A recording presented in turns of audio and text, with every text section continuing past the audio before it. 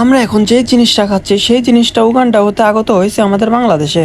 ঘটনা হচ্ছিল ভাই, অনেক শীত পড়তেছিল আমাদের দেশে, তাই ভাবলাম যে শীতের মধ্যে টক কিছু খাওয়া যাক।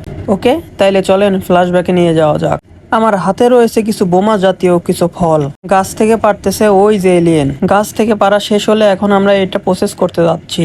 কি সুন্দর ওয়েদার রে ভাই, এই ওয়েদারের মধ্যে আমরা এই বোম ফাটানি খাবো, বুঝতে পারতেছেন আপনি?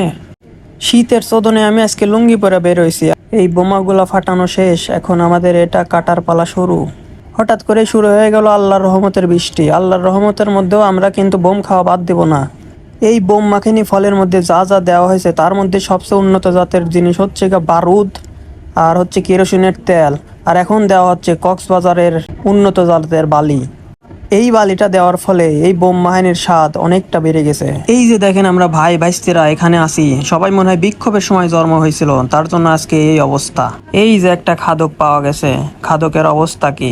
খাদক খালি খাইয়ে যাচ্ছে। আমার সেসব কোনো ব্যাপার না, সেই স্বাদে সেই সব